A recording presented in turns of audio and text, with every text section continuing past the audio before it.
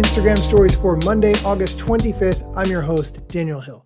On Mondays, we talk about what the head of Instagram shared on his Ask Me Anything, and there's some good questions this week.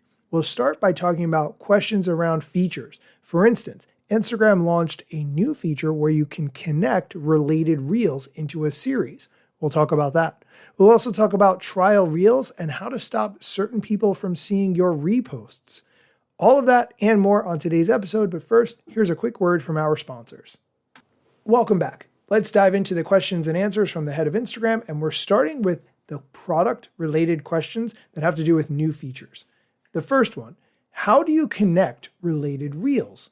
This is something brand new that Instagram just announced where you can create reels and connect them into a series.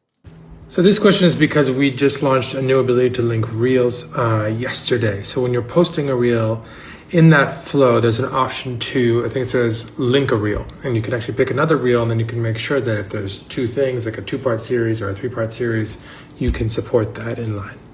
I just want to mention how much I love this feature, because if you've ever randomly come across a video and it was a little bit older and the person said, follow along for part 2, sometimes finding that part 2 is an exercise in futility, especially if that person posts a lot. If they post 5 times a day and you want to see part 2 for that video, you might have to scroll back, and how do you find it? But if they're linked together, we have addressed this problem, and I like it.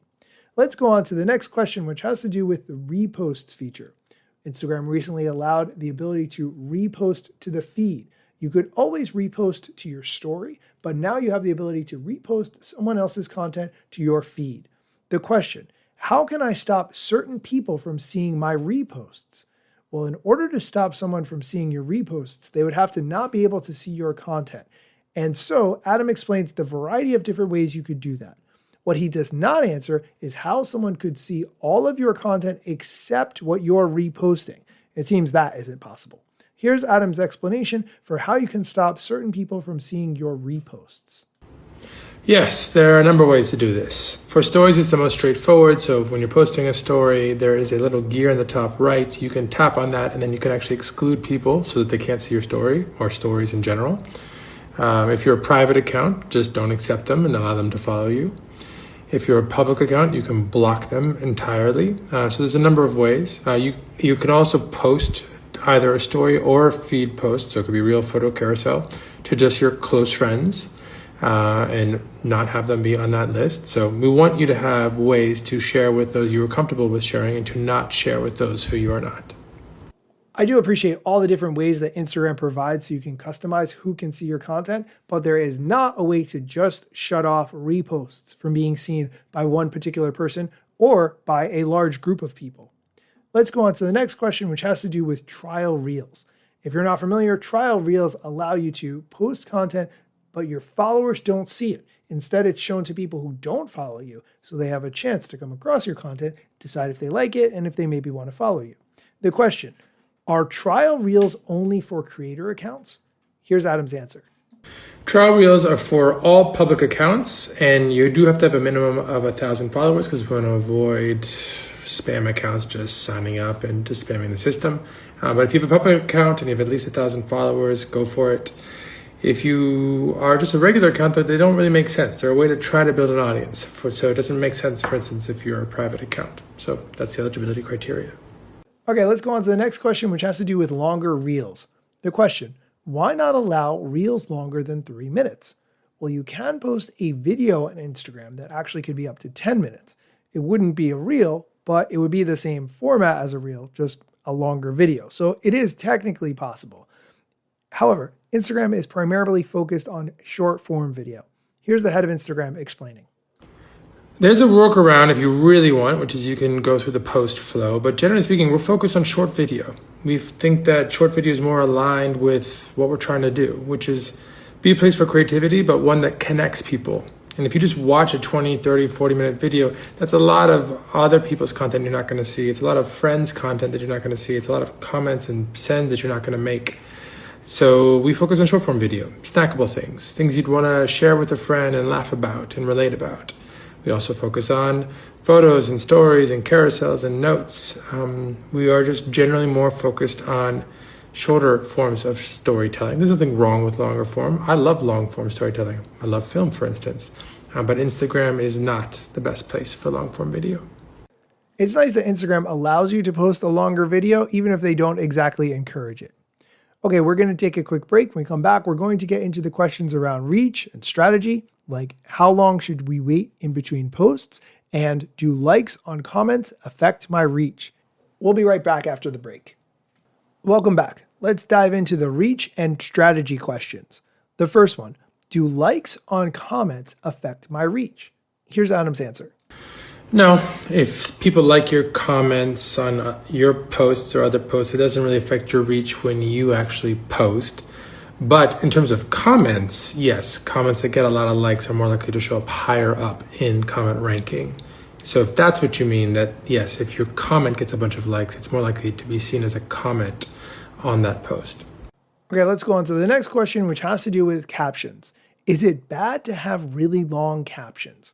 To be honest, I don't think people are spending a lot of time reading captions when there's so much video content to consume on Instagram. Here's Adam's answer to the question. No, it's not bad to have really long captions. If you want to have long captions, feel free. It's not going to affect your reach much one way or the other, though some people have found some pretty interesting ways to use captions to tell longer stories. Just a nice to have, not required, not going to hurt you. Go for it if you want to. Okay, let's go on to the next question, which is a strategy one. How long should we wait between posts? I don't think it matters as much because the algorithm is showing your content to people. And if you post multiple things at once or in the space of a few hours, it is going to take the time to show it to the people who want to see it and not show it to the people who don't want to see it. That's how the algorithm works. Here's Adam's answer to the question, how long should we wait between posts? This is an unsatisfying answer, but there's no perfect amount of time. For some people, posting 5 times a day works great. For other people, posting once a month works great. You have to figure out what works for you and your audience, but also what you can sustain. Don't sign up for something, even if it helps you reach it, you cannot keep up over the long run.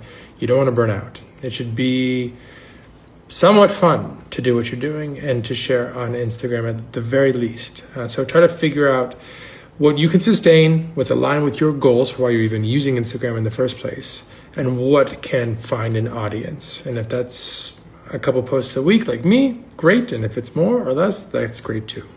This is a good time to remind you not to beat yourself up if you can't post multiple times per day or even every day. The key is to avoid burnout. It's just not worth it. Let's go on to the last question. How do I change my Explore page content? Sometimes the Explore page can get stuck in a rut and you're just seeing the same type of content over and over, but you want it to be refreshed. You can do that, thankfully. We're pretty interested in providing more concrete ways to allow you to shape, not just Explore, but your recommendations more broadly. But today, whatever you interact with, we're going to show you more content like that. If you're not interested in something, you can long press it and then say not interested. There's 2 different flows, but they're similar, and then both are based on long press, both iOS and Android. Once you do that, you can actually then batch and pick a lot of other things you're not interested in if you're seeing a bunch of stuff that is uninteresting to you. But I'd like to provide a more concrete form of control. So we're exploring a couple ideas right now. Hopefully we'll have more on that. I did not expect him to give that answer. He didn't say at all how you can reset the suggested content on your Explore page feed. If you open up the Instagram settings and you scroll down to content preferences, there's an option reset suggested content, and you can get a completely fresh start on your Explore page. I recommend doing that every once in a while if you're tired of what you're seeing on your Explore page. That is going to do it for today's episode. Thank you so much for listening. If you are interested in getting a weekly recap of all the things I talked about on the show, you can sign up for my email newsletter. You can get there directly from the link in my bio, or you can find it in the show notes. I always include it there as well. Thank you so much for listening, and be sure to come back next time for more social media news, strategy, and other things that I think you should know. And if you want to stay around till after the music, Adam answers a random question. I'm just going to include that as well. Let me tell you a couple things that you should know about me. A product manager but do not have a bachelor's degree. But actually that's factually a fraction of me. Another fraction's posting content irregular and irrationally. Still probably won't get a job at the Gram. They forgot, they don't know, or don't care who I am. That's why you never see me at the parties and events. My lack of followers must make me irrelevant. Don't have a course of book to sell to make a bag of grand. Not a social media marketer, don't represent any brands. Plain to see, don't have an agency, but I got a lot of spam. Just putting in the work, without the glitz and glam. Won't catch me eating fish, unless it's shrimp or clam. No six pack, no risk that, there's a gym card in my hand. Don't have a full-time job, but I got a lot of plans. Stay plotting, dropping knowledge on TikTok and Instagram. Someone posed the question to Adam Mosseri, have you ever seen a UFO? I'm going to play his answer, but I'm going to leave in all the silence because he pauses for like 5 seconds before he answers the question, which is hilarious to me. No, never seen a UFO.